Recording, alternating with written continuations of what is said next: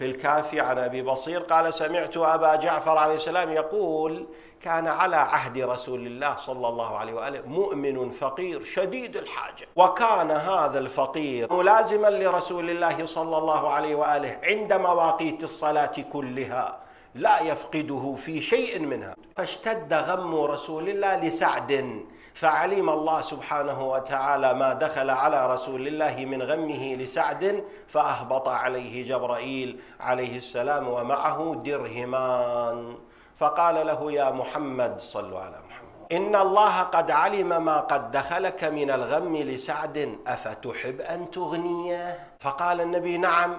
فقال له: فهاك هذين الدرهمين فأعطيهما إياه ومره أن يتجر بهما. قال: فأخذ رسول الله صلى الله عليه وآله ثم خرج إلى صلاة الظهر، وسعد قائم على باب حجرات رسول الله ينتظره.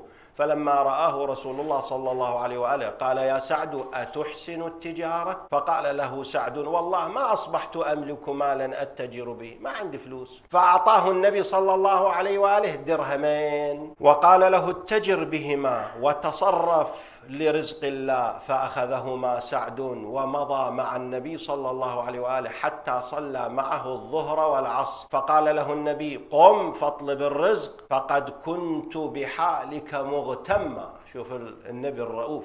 قال: فأقبل سعد لا يشتري بدرهم شيئا إلا باعه بدرهمين، بركة، ولا يشتري شيئا بدرهمين إلا باعه ب4 دراهم. فأقبلت الدنيا على سعد، فكثر متاعه وماله وعظمت تجارته، فاتخذ على باب المسجد موضعا. النبي سوى الدكان ماله وين؟ باب المسجد.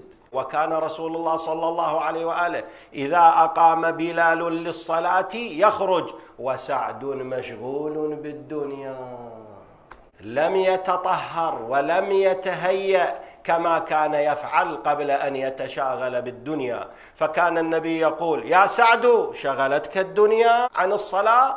فكان يقول: ما أصنع؟